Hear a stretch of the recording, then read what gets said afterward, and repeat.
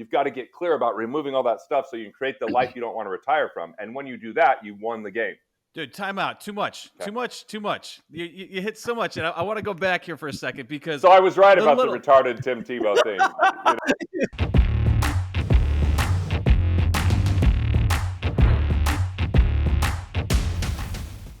Hello, everybody. This is Jake Ando, host of Jake and Gino podcast here with my co-host, the multifamily mentor, the coach, chef, the father, six, the best-selling author, the G-Daddy, Gino Barber. Gino, how's it going? Jake, I'm doing great, brother. How you doing? Man, I'm always making it happen. You know that.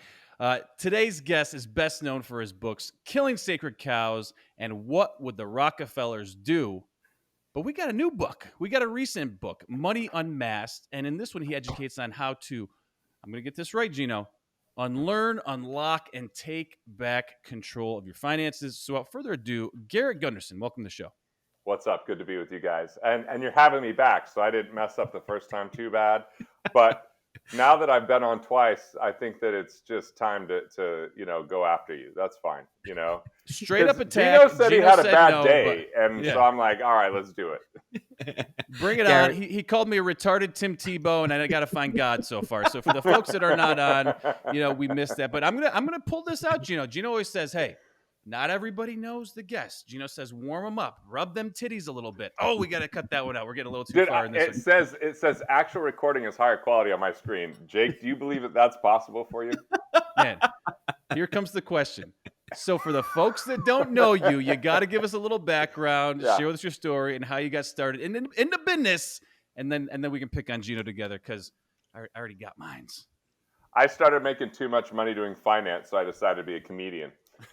Because every entrepreneur just has a dream to be up there and make people laugh while their money just goes away. No, actually, I sold my business because I wanted to do comedy, and I'm using entertainment to educate. And that means I have a couple books coming up, Money Unmasked that we talked about. I have one coming up that even Jake could read. It's called I Am Money. Because Gino did read my book. Jake didn't. Not true. It's Audible or nothing. So you're wrong. You're wrong. Maybe you could have like your kids read this to you. You know what I'm saying? Yes. Because it's pretty easy read, children's book. And did a comedy special called The American Ream. So I used humor to, I don't know, it's like 90% humor, 10% education. I didn't want to be too much of a pretentious prick and make people learn while they were laughing. But I did a little bit, just a little bit. So Garrett, that's a little background. Listen, I love the book. I read the book. And what I love about it, well, let me give you a background, everybody listening, about Killing Sacred Cows. When I read Killing Sacred Cows, I felt betrayed. And why did I feel betrayed? As I'm reading the book, I'm like, holy crap, everything I've learned has been a lie. I'm like, 401ks suck. 529 suck. Net worth is not the problem. Cash flow, sole purpose, abundance, scarcity mindset. I'm like, I felt like I was lied to. And that's when I latched on to the double G squared over there. I said, I love his stuff. I love this book. And when you came out with the second one, I recommend everyone, run out, buy it, read it, because there's so many things in the book that you talk about from Killing Sacred Cows, but it goes into this book. It goes into deeper. And I think sole purpose. And I think as entrepreneurs, you say so in the book, all we're trying to do is grind, but we don't look at our optimum value. We don't look at other things in life, and we're killing our family while we're trying to grow. And it's like, let's take a look at everything holistically. What are the couple big takeaways before I start answering questions about the book that you tried really to get across to the reader? That our relationship to money is really just a reflection of our relationship to ourselves, and that we have these 4 money personas that we're going to fit into, and it's really the predictor of our success or failure with our finances. But unbeknownst to us, these are kind of the underlying forces that unless we recognize, we're doomed to make certain mistakes. And there's this flip side, which has to do with co-creation and collaboration and coming from abundance, where the winning personas exist. But they only win when they work together. If you're ever isolated and you don't utilize the others, you will limit your wealth and have a ceiling. And when you hit that ceiling, that's the ceiling of, I'm grinding, I'm working harder, but there's only so hard you can work, and then life starts to suck, and then everybody tells you, no, just sacrifice, because one day, someday, when you're way too fucking old to enjoy it, you can finally do the things you want to do. Mm-hmm. And that notion is garbage because it has us to destroy our life along the way. And so I go through everything. That's retirement in a nutshell. It's stupid, right? And like, look, I get it. My dad was a coal miner. Retire. That's a shit job. Coal mining is a shit job. And there's a lot of blue collar workers that are doing stuff that's breaking down their body they don't enjoy. But the way I would redefine that is get financially independent, get enough cash flow to cover your expenses, and then opt into a career of value creation consistent with your skill sets. And if you're financially independent, because Gino has shown you how to get, these apartments that are creating cash flow, then you have choice. But when people are deep into consumer debt, when they've went and got a college education, that the diploma's maybe as good as wiping your ass with toilet paper when it comes down to it, because you're woke and entitled when that's finished. And now you're stuck in this situation where you don't have a skill set that adds massive value, and you think someone's going to come and save you and offer you this high-paying job with benefits so that you could just cruise through life. Wake the fuck up. That story's been told, and it hasn't worked. And this book is about, look, when it all comes down to it, we have to love ourselves enough and see the skills in ourselves enough and invest deep enough in ourselves. And I give really practical examples of how you reclaim cash so that you can invest back into yourself, and how you can profit from your ideas up front without having to borrow or invest a single dime. And ultimately, you've got to get clear about removing all that stuff so you can create the life you don't want to retire from. And when you do that, you won the game. Dude, time out. Too much. Okay. Too much. You hit so much, and I want to go back here for a second because. So I was right about the retarded Tim Tebow thing, dude. Absolutely. I gotta break this down because there's a similar, but there's like this psychological debt, a psychological void with these college kids. They're crushing them right out of the gate, so there's no hope. They're teaching them these crazy things that put them in this victimhood. They're strapping them with college debt. And social media is telling them they need Gucci by the time they're 19, and they're strapped with consumer debt. So by the time you're 23, you got no chance. And the first 2 years of college are absolutely worthless. General education is so bad. And then what you said, that's a great point. I want to take a moment on that. I made a comeback with him, Gino. Yeah. I'm on the right side. Yeah, you are. You're like, you just threw a touchdown pass on this shit I'm about to pass.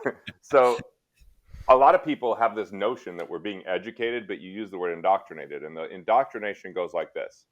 Really articulate writing with a faulty premise ends up creating people that are learned in a way that's not helpful.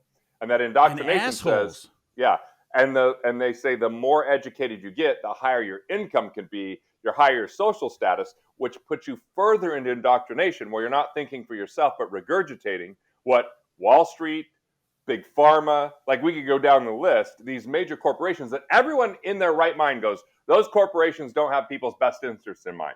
Yet we give our lives over to those corporations, where the entrepreneur and small business owner doesn't abide by those rules of fucking people over. They abide by the rules of value creation, and yet they get lumped into that system somehow and looked at as problematic by professors and PhDs and whatever doctor that's just a customer service rep for Big Pharma. And we somehow think that this is the solution. No, the solution is we've got to invest in ourselves, think for ourselves, question the system, be infinitely curious, and then really dial in, instead of saying, well, this person is an Ivy League graduate, so I should hand my money to them because they're going to know what to do. You know what they know to do? Study hard, pass difficult tests, and separate you from your money, because they're being taught not how to actually manage money, but extract value. And I know that's harsh, but that's what Wall Street has done. Name one positive movie, one positive article about anything that ever happened on Wall Street. Mm-hmm. That's why I felt betrayed, Jake. That's the betrayal right there. There's more to this, and I want to break down this college stuff, because they're educating these kids, making them feel smart, and they come out and they can't make money. So guess what? Their new social status is their wokeness, okay? Yeah. And that's like, I am so smart. I know this, that, and the other thing about how people should feel, this, that, and the other thing about them. And now that is all of a sudden, that is their social status on social media, this, that, and the other thing, because they can't make money. So now they're broke, but that's feeding the ego, and then all of it gets kind of drummed up furthermore on social media. So this is a real problem here. And they don't know what profit is. They just know what a pronoun is. That's yes. But both of you talking about it. There are parents out there. If you're a parent, let's hate on pharma for a second. I'm sorry, I'm going to shut up after this. We can definitely hate on pharma. Pharma, and I used to work in pharma. And here's the thing: it was good when everybody hated pharma. Thank God Kennedy's out there right now, because you know what? Oh, he's trying to save the world, man. He's trying to save the world, and it was a good thing. Like, I was working there, I saw some shady shit, but ultimately, when the whole country is concerned with what pharma is doing and holding them accountable, that's a good thing for the country. When pharma aligns with the government and they are one entity, that's a big freaking problem, folks. And that's where we're at right now. And how is it that people go, man, this opioid crisis, pharma was messed up? That is such garbage, pharma. Yeah, and but then jab me 6 times and we but can yeah, get but married. that's fine. I mean, I need 83 boosters. Yeah. I need another booster. Okay, yeah, that's Can really I get helping. the next one with some oxy at least? Thanks for solving our problem. Appreciate you. The good news, though, is I've learned who to be friends with and not be friends with externally, which I didn't know before. I see people driving around in a car with a mask on by themselves. I'm like, cool, we don't need to know each other. We never have to talk. I don't know what you're protecting yourself from, the air conditioner. Well, because they're probably going to rob a store. Yeah, well, as long as it's in San Francisco and under $1,000, it's perfectly legal. The parents, before I get into your book, the parents have a responsibility here. And you guys are both joking around. But if you have children going to college, no, you're making light of the situation, which I think is great because our kids aren't going to do that. I've homeschooled my kids. My kids go to college and they're still on the conservative side. So I've already taught them the values and the ideals that they need to do, that they will not be indoctrinated by. So that's really important. The parents have an obligation and a duty to teach the kids their values. And when they enter college, even if they go, send them to junior college for 2 years. Let them not pay anything. Get a free ride for 2 years and then go to get your bachelor's. But in the book, this is important because you talk about self-love. And there's 7 steps here on page 79, 80, and 81. This is probably to me the most important thing because love thyself, love thy neighbor as thyself, and that self-love. I know Jake's gonna throw up and vomit and all, but it's so important to understand that if you don't have self-love, and I don't mean the kind of love where you're gonna bat yourself, I'm the best, just understanding that give yourself a break, give yourself a chance, and it's all right. If you can't have that kind of love for yourself, you're never going to be able to love others, number one. And number two, you're always going to self-sabotage yourself. You're always going to say, that's not my true worth. I can't charge that. I'm not worth that. You'll have that money block, and your relationship with money will be totally damaged. I know the 7 steps are long, but I really tell everybody, go on this because it's really about self-healing and working on yourself. And once you can correct yourself, if there's something, I'm just not saying that everybody has problems, but whoever's listening to this and is struggling with that, the 7 steps are really wonderful. It's a real great reflection upon trying to heal any kind of relationships that you have. And the first part about it is really taking responsibility. You want to add anything to that, Garrett?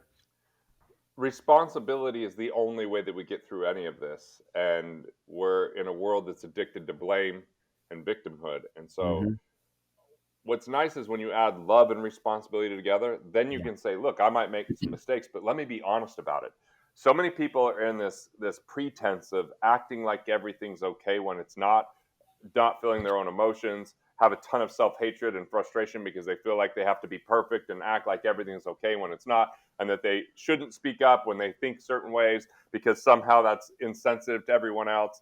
And ultimately, when we stifle ourselves to that level, we lose this quality of vulnerability, which connects human beings.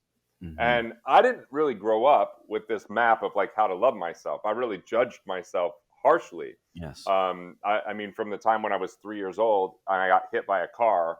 And then all of a sudden, I'm going to the hospital. My mom's crying. My dad shows up in his coal mining outfit. My grandparents show up shaken. And at 3, I'm like, man, if I'm not perfect, I'm going to hurt people. So I better be perfect, which puts on a lot of stress. And it's an impossible thing, which meant every time I was less than perfect, which is quite frequent, I'm hating that part of myself. And so we adopt these kind of beliefs. And then I once hired a consultant, and he's like, you're too authentic. You need to scale that back, because if you're in finance, you need to make people want to like think you know everything. And I was like, and what I found was the opposite to be true. The more I shared of myself, the more real I was, the more truth that I told, the more resonant the right people were. And the people that weren't, I was okay with that. Like I at one time I did have a necessity to be liked by everybody that I had, and that people pleasing destroyed my life. Now I just want to like myself, love my family, and give love from a distance to people who are very upset, because I know when they lash out at me has nothing to do with me and everything to do with their own situation. And on the other side, if I'm lashing out at someone, it's something I haven't accepted in myself. What is it that I'm projecting onto another human being that I haven't resolved in my own life? That's where those frustrations, anger, sadness, or whatever. But if I just take the time to write about it, think about it, it's kind of, it sounds slightly airy-fairy, but I always wonder, like, who shit on this for the first time so that we would all just pretend. Like, pretending is such a terrible way to live. And I think there's this, I just heard Jordan Peterson talk, and he said, truth is an adventure. It might be turbulent as hell in the short term, but it's the most exciting option overall. And that if you're willing to speak it, he's like, that's what it's going to take to make any difference in this ever fucked up world. Well, especially in this society, you're playing with fire if you try to bring that to the table. It's Right. not safe. It's not safe out there anymore. Garrett, did you go back and do any kind of therapy or any kind of coaching to go back in your childhood? Because I was on a couples coaching retreat back in May, went to Ireland for 4 days. And what I realized, went with Phil McKernan, big shout out to Phil. I mean, it was amazing. And what I did is we looked back into our childhood and a lot of these stories. I'll give you a quick example. When I was 5 years old, I went to the store with my grandmother. She's Italian, didn't have any money. I wanted to buy these toy soldiers. She didn't have the money. She's like, we'll come back later and buy them. I wanted them right then and there. Didn't buy them. Came home. I don't even remember if I bought them, but I remember that scarcity of like, if I don't get something right then and there. So on my adulthood, when I'd get emails, when something had to get done, it needed to get done right then and there. And then when I understood that childhood, and I don't want to call it a trauma, but every little thing that happens, they're not really huge traumas, but things that happen. Did you have somebody to help you out with your childhood? What I'm telling people that are listening, go back into your childhood, explore it, do the work, let those emotions sit with you and try to figure out why are you lashing out at your wife? Why are you making those stupid decisions on investing? Why are you a risk taker? Why are you a striver, miser, conservative, high roller? Why are you one of those? And once you realize that we're all built differently, we all have different experiences from our childhood that we bring over to the future. Did you do any work on that? What would you say to the listeners? When I wrote Killing Sacred Cows, I really hadn't done any childhood work other than I did Landmark, which is ontological, and there's a little bit of work you do in your childhood, 3 specific moments, which was the first kind of peak. In 2019, I had hurt my shoulder, or I thought it was a physical injury. I'd been lifting, playing football with the kids, and all of a sudden I couldn't move the shoulder. I tried everything: dry needling, prolozone, stem cells. I went to a physical therapist. I got ultrasounds, x-rays. They couldn't find anything wrong. It turns out it was stored emotions that I had pushed into my shoulder. So it led me to somatic method with MDMA. And so I had 8 sessions with that. By the way, after the first session, full range of motion in my shoulder. But all of it went into the childhood situation. Then I did 40 years of Zen, which was about going and working through your brain and repowering the program from past painful experiences in childhood and moving into theta rays while you're so that was another experience that I did. And then I met this woman, Allison, and Allison went and she saw me and she's like, I could tell by your neurology something happened with your birth. I'm like, how the hell could she tell this? So I go ask my mom, tell me about my birth. She's like, well, the cord wrapped around your neck, they had to palpitate you to resuscitate you, they ripped you out of my arms, I didn't hold you for 24 hours. And I'm like, oh, maybe that's where my abandonment issues and concerns come from. So I have done a lot of childhood, going back and dealing with that from 2018 up until this day. And it's made all the difference in the world. And I actually wrote a book, Disrupting Sacred Cows, the sequel to Killing Sacred Cows, because in Killing Sacred Cows, I didn't say where we adopt scarcity from, but most of our scarcity is from unprocessed pain, perceived trauma, and experience when our brain isn't developed as a child. And then we make this paradoxical promise that we'll never go through it again. And that promise, anytime something is a hint of that, we sabotage those moments. So once I cleared those, I processed that emotion and even let it out of my body, like I'm a different person. I am more loving. I am more aware of a lot of times when I'm projecting versus it's something that I haven't dealt with inside. I'm less of a people pleaser and I don't have a bunch of abandonment worries, which means I have a whole lot less scarcity, which allowed me to sell my company and not be identified with that and create something more aligned with who I am. You're right in the book. Scarcity breeds fear, and that fear causes us to make irrational decisions that limit rather than enhance our life. Scarcity allows us to see only limitations, suffering, poverty. When did you adopt that or start transitioning into more of an abundance mindset and leave that scarcity mindset? Any particular story or time in your life? The first time I really remember it, like clearly, was there was this woman named Nancy, and I was a life insurance salesman back in the year 2000. And I won like this MDRT Rookie of the Year type of thing, super proud of it, arrogant as hell. And I walked out and she saw me And she's like, congratulations. I can't wait till you get to the top of the table and you'll see they view money differently in the way they experience life. And I was like, what do you mean? Like, and I just trust her enough that I just started opening up, and she's asking me questions. And I just had this like methodology that was very scarce when it came to how to handle money. Very savings oriented, very miserly, of cutting back, reducing, scrimping, sacrificing, saving, delaying, deferring, that kind of whole reductionist kind of mindset. And at one moment in the conversation, she says, I wonder what it's like to live in the financial prison you built for your wife. And I was like, oh, I'm an asshole. Like, I realized we're living in an apartment. We can afford a house. Where, she's a teacher, wants to buy stuff for her classroom. I'm telling her not to because she should get paid, not paid for. Like, just asking her why the heating bill's so much, budgeting every dollar. Just like Dave Ramsey would have been proud as shit. I was a total dick. And I just remember, like, it hit me so hard that I sat up against this pillar at the Venetian Hotel, scooted down, and just started crying. And then the session lets out, and all these people just see me crying as I'm now calling my wife. They think I'm happy because of the award. And I just told her, I've been an asshole. I am so sorry. Like, I think we should look for a home. I've been in such scarcity. It was a pivotal moment. And she accepted the apology. And now what's fucked up is my family's favorite pastime is to learn about who I was when I first married her until the time of that epiphany, because these are the stories. Hey, babe, your dad said we can move into the basement rent free. She's like, sex free if you think that's where I'm living, Or I literally buy her a phone case that doesn't fit her phone because it's in a 99-cent clearance bin for her Christmas gift. And she's like, what is wrong with you? Patient woman. And that was the first moment. And then all of a sudden, now I had awareness of scarcity. So many people aren't even aware that they're being scarce. They just see it as their reality. So now I could see where are footprints of my life where I feel limitation, frustration, where I don't have the results that I want, where I don't believe something is possible. And anytime I would have anything that was, I can't, it's not, any of those, I was like, ooh, this is scarcity. And I just asked different questions. And I created a basically morning ritual where I took time to write. Like I wrote this morning in my little 5-minute journal, because I think gratitude is a gateway to abundance. And then intention is a big part of how we create more abundance as well. And I was taking time to meditate in the mornings, work out, have some time to contemplate and write. And what happened is that was like putting on an armor of abundance each day, because now I was more aware of it. Writing about emotions I had and how could I accept those? How could I forgive those? How could I love myself even through those? And so I do a lot of writing that's just for me, which I think if you compare Killing Sacred Cows to Money Unmasked, I hope that it's a much better written book, because I've spent all that time being more connected to myself, my emotions, and loving myself. So I'm able to say something with full transparency, honesty, instead of something that sounds academic. The shadow personas. Let's talk about those 4 shadow personas. And I know you have the ones that have the abundance. So for anybody listening right now, I would write them down and try to identify with yourself which one you are. You may be multiple, you may not be.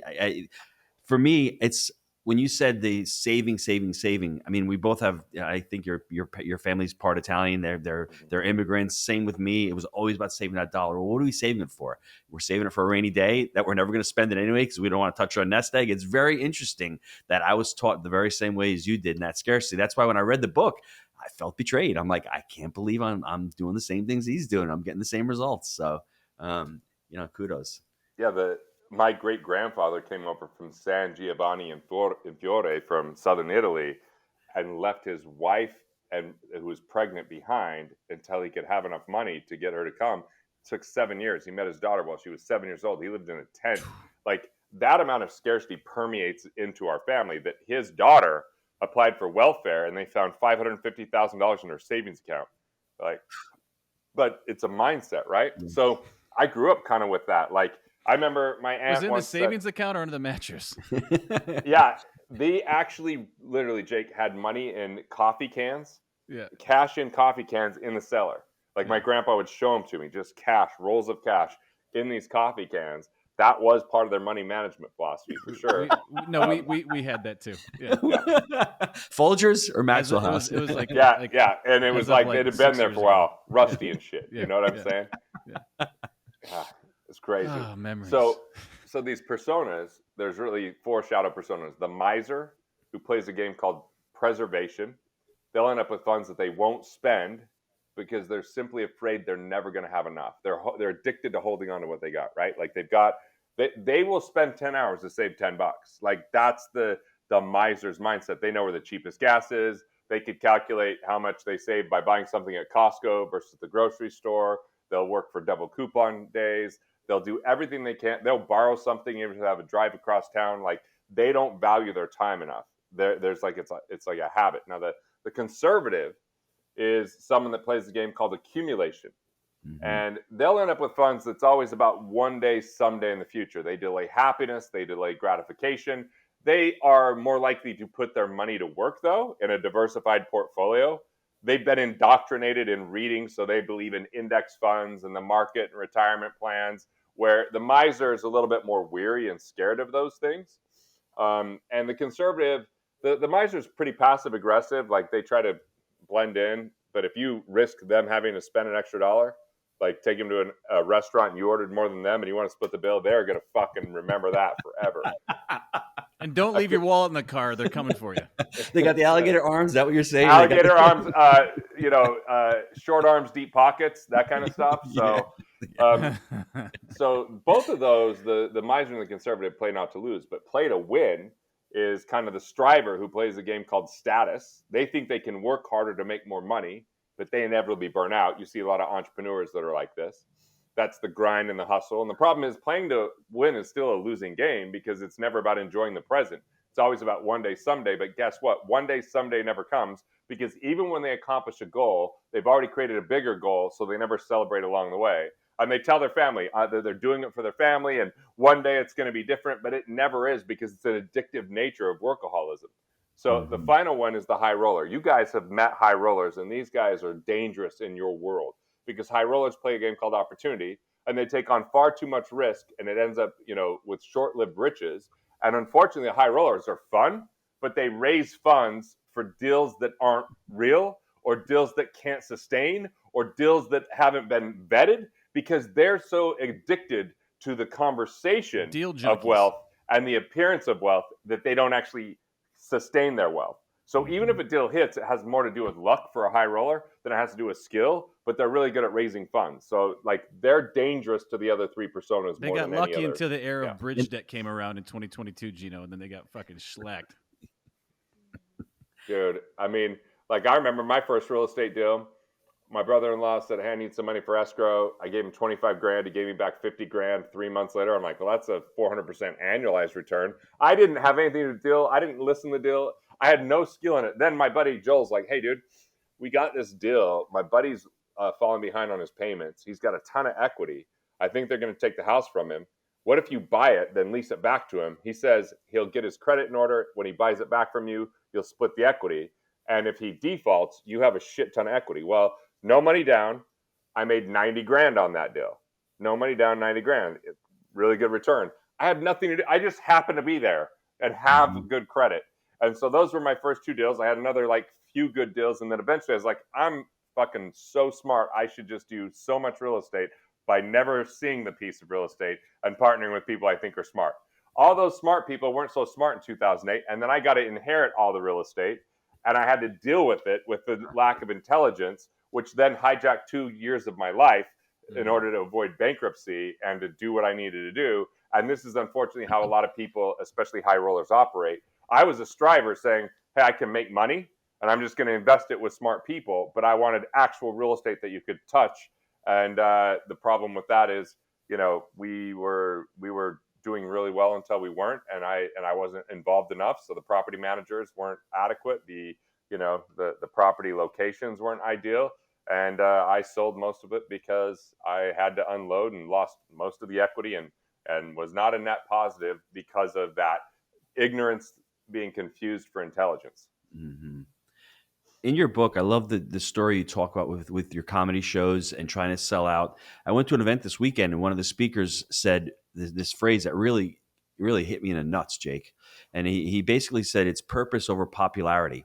And everyone out there is trying to become as popular as possible, but there's not much purpose. There's not much meat behind and substance behind it. And we're all, I guess, part due to it. We all want to get more likes. We all want to get more views. When you're going through the comedy, you were struggling because you're trying to sell these shows out, but you weren't enjoying the process. Can you share that? And how did you overcome that? Well, I had the best 5 months of my life from November 15th to April 15th because I wrote a comedy special. I rehearsed it every single day. I set up a comedy club in my basement. So from 5 to 6, Monday through Friday, I put on a show, sometimes on Zoom, sometimes in the basement. I'm walking around with my team and I'm writing every day. It was just an amazing experience. And then we culminated in filming this comedy special that had 8 Emmy winners on the crew.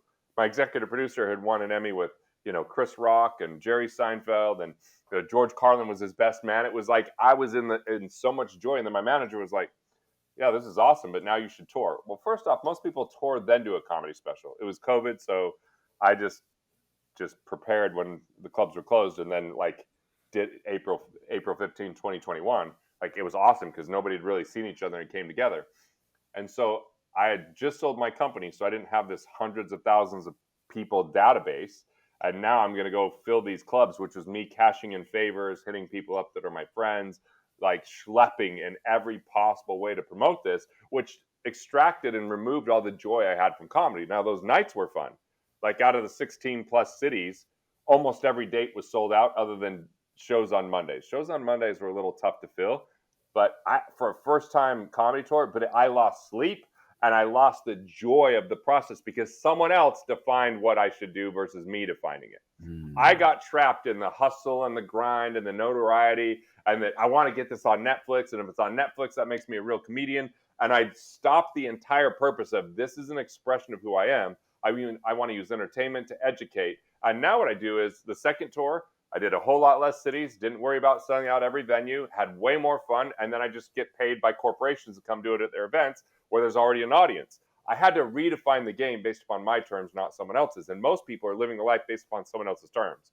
Their parents, their spouse, they're going through because this is what a teacher said. This is what they thought was going to be a good career, but it's not what they want to do. And when we live our life for someone else without knowing what we want, we suffer.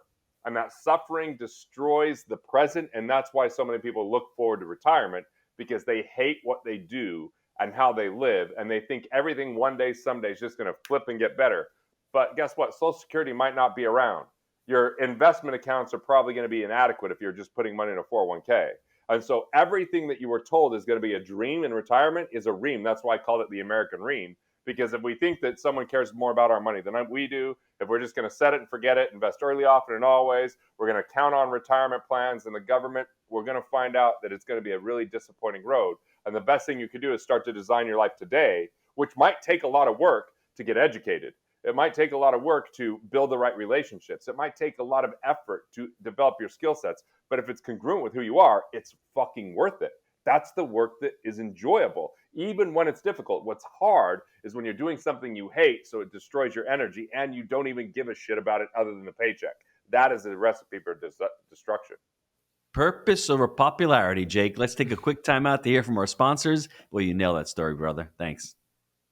Now, we have had a great run in multifamily, going from 0 units to over $250 million in assets. That's over 2,000 apartment deals that we've been able to purchase through our framework, buy right, manage right, and finance right. Now, Jake and I, we created the Jake and Gino community back in 2015. We launched our first book, Build Our Profits. And since then, our students have closed over 60,000 units. That's over $4 billion in assets they've been able to close over the last 6 years. And that's why this community has been so successful. We call it results-based education, and we pour back into the community everything that we've learned on our journey from 0 to 2,000 units and all our systems and scale that we use on our very own property management and investing companies. Jake, I love that. It's not just education, it's implementation. So what I want you to do, click on that link down below, apply to work with our team, see how we can help you on your journey in multifamily. All right, so we're back. I just want to get clear. Are you a full-time comedian now? Is that the full-time career? I'm a full-time entertainer where comedy is part of it. But this also is part of it, as I was teasing and saying I thought Jake could probably read this book since we know only Gino read my book. I see the pictures. I just can't read it. Yeah. Though. I don't know what it says. And that's but I want to use entertainment to educate. So I actually have a theatrical keynote where I play the 4 money personas as different characters in the keynote. And I actually pick up the guitar and take people through an exercise where they could feel abundance instead of just hear about it by making the shift in the exercise. And as a 45-year-old white man, I even rap at the end because why not? And so what I found is I want to take elements of entertainment and performance to educate. And so everything in my new company, Free Flow, is how do we use entertainment to educate and engage people so they can have a transformative experience. I mean, I'm kind of a full-time comedian, but I'm not the comedian that's going to go to clubs where people are just so you're not touring a circuit, right? You're not going to like tour a circuit or something. Yeah. No, but I have a contract right here for my comedy special to get distributed. And my plan is just to do more corporate gigs. You know, show up and I'm the entertainment and a little bit educational. And people can kind of say, we want all entertainment, we want it 50-50. So I've showed up at events and I'm teaching tax while I'm teaching, I'm making them laugh with comedy. And I'm giving them that kind of weave of 50-50. And so even right now, I'm on my book tour for Money Unmasked. And I'm just about a third of what I'm saying from stage is making people laugh, and 2/3 is the content behind it. So I kind of created a hybrid that worked for my life. Comedy clubs, it's a jacuzzi experience. They enjoy it for the moment. They go home. It doesn't really matter.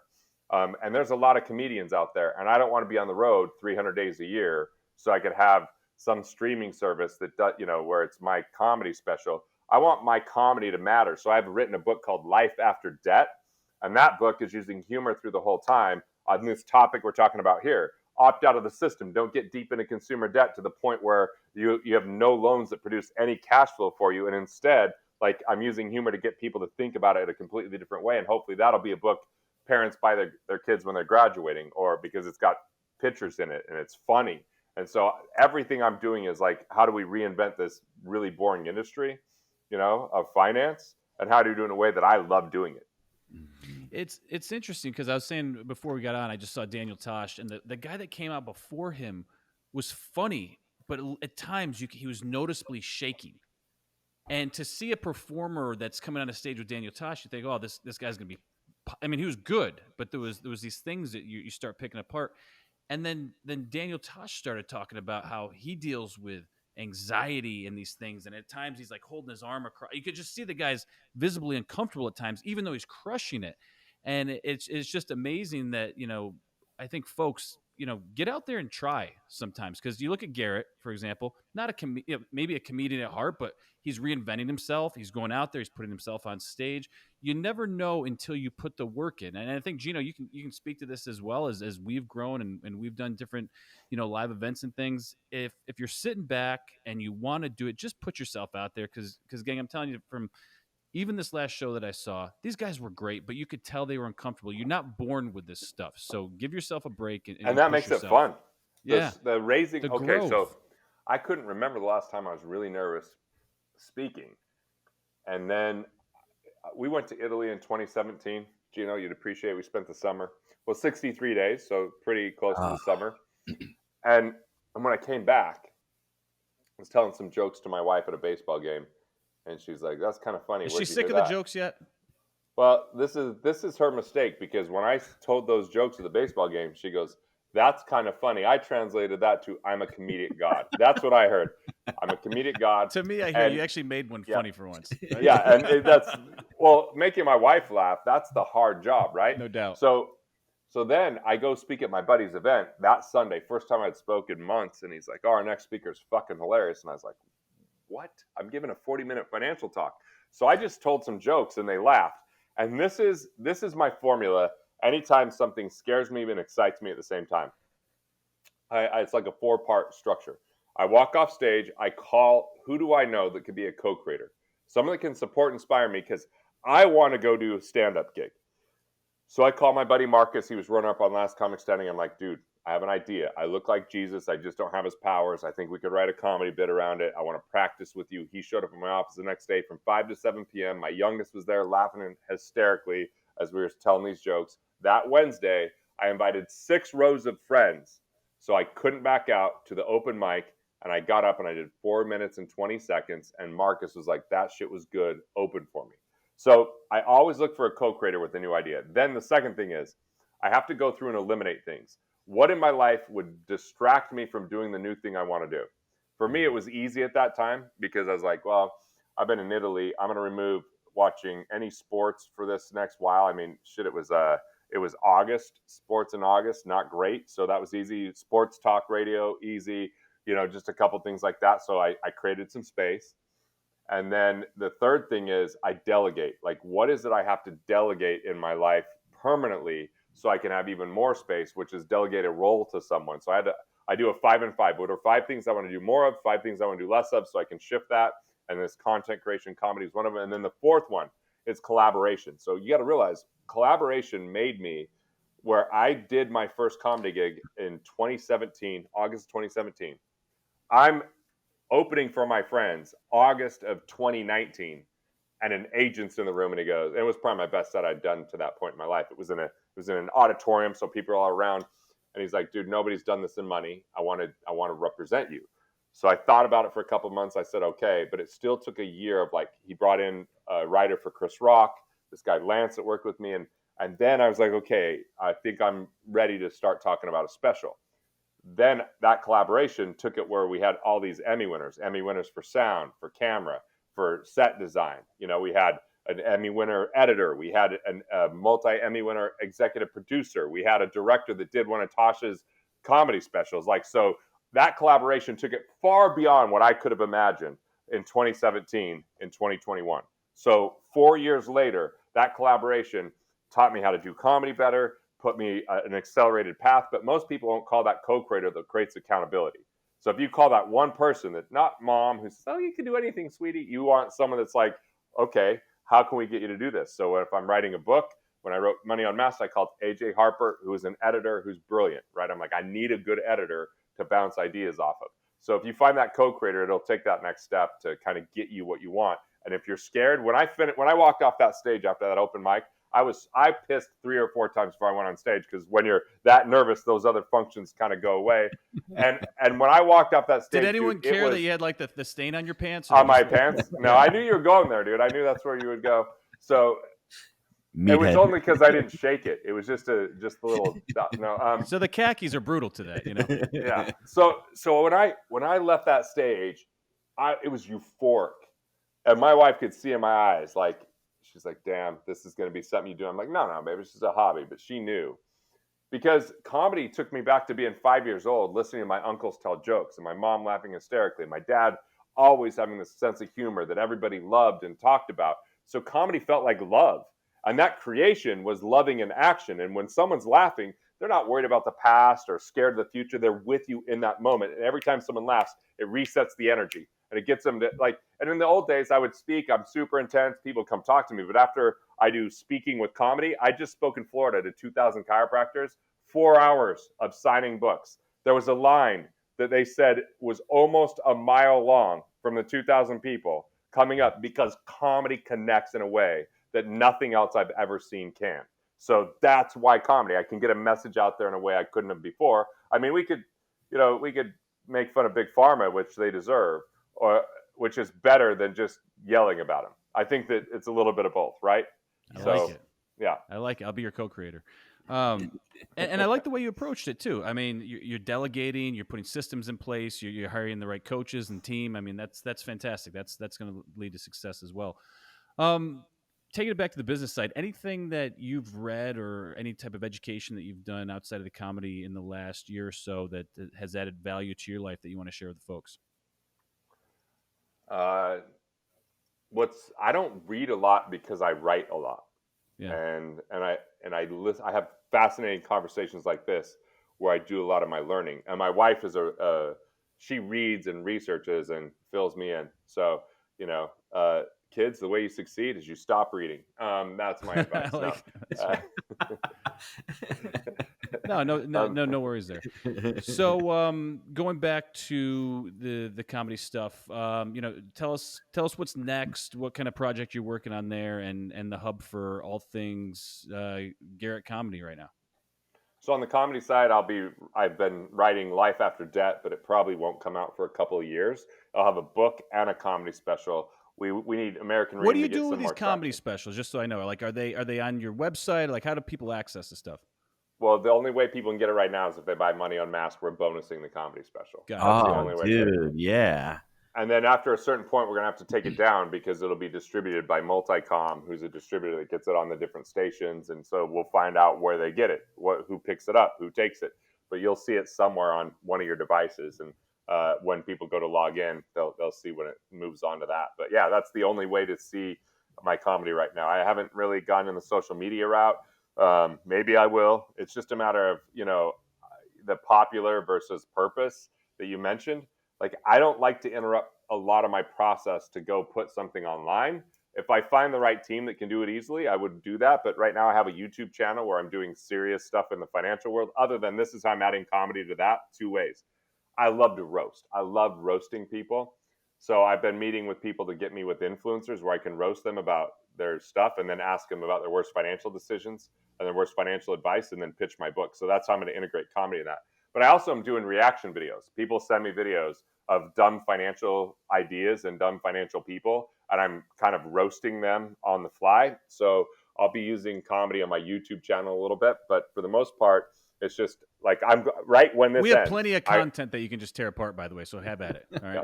Yeah. I'm going straight to do a comedy gig right after this. Like I'll walk. I'm at this hotel. I'm going to go do it for a group of entrepreneurs. So a lot of times when I speak, like I roast the people that I speak for. I roasted Joe Polish. I don't know if you know Dan Martell, who just wrote Buy Back Your Time. I roasted him. I roasted Ron Carson, who's a Carson Wealth Group's massive organization. Like in front of 2,000 people, I roasted him. I love Yannick Silver. Like I've roasted so many people that you guys probably know, and so that's a good way I'm using comedy. I got his book that he sent me right here because I journal in this. We've interviewed most of them, so yeah. Those guys. I should send you all the roasts. Yeah. I'll send you all the roasts I've done of them because anyone that writes a book, they roast themselves in the book. Like some of the people changed the next edition of their book based upon my roast because I just hammered certain things about them in their book. Yeah. And so what's the hub? Where can people get all things Garrett comedy here? Moneyunmasked.com. They can go there. They can get the bonus comedy gift when they buy the book, some really cool money persona tools that we've added in there. And you can even find out your money persona and take it. If you share it with 3 people, you get a free copy. You get my $500 digital course on everything around the concepts of the book. Cycle of creation, how to recover cash, how to win then play, which is design your winning game, all the money persona stuff. So that's kind of a cool concept too. And then GarrettGunderson.com, I think it's 2006, so I started a blog. And I actually write it. ChatGPT hasn't written a single word of it, so you can check things out there. You're working too hard, man. I am, but I love to write. I love to write, though. So some people are like, have you ever tried ChatGPT for jokes? I'm like, did you ever ask ChatGPT to fuck your wife? Like, why would I take out the fun part? Like, not everything's meant to be efficient. You know what I'm saying? Like, some things are nice just to be satiating experiences. We were at an event and one of the guys was walking around with his laptop and he gave it to me and it scared the shit out of me. And then I went home and I'm like, should I get on it? Should I not? Like, I'm really afraid of this stuff. So I went and logged on. I went on and tried to get it, but they asked for a login. And the minute anything asked me for a login, it says straight shut down. I never went back. So I don't even have exposure to it. Gino, you're up. Hit it. Jake, reading Killing Sacred Cows, to me, honestly, it was one of the most pivotal books that I read early on in my journey because like I said, I'll say it again, I felt betrayed. I felt lied to. And I'm glad that I read that because I started asking questions. I think we need to question everything. Even 20 and 30 years ago, everyone says, let's go back to the good old times. The good old times were not the good old times. They were just the good old hidden times. They had their own agenda. And I think what the book really talks about is the abundance mindset, the scarcity mindset. That opened my mind up to not just being that person saving for my retirement, really saved by these assets. And this book that I've read, Money Unmasked, there's so many different value propositions within the book. We didn't touch about the different matrices. We didn't talk about net worth and cash flow because that's what you do. You pick up the book, you read the book at your own leisure, take notes when you're reading the book.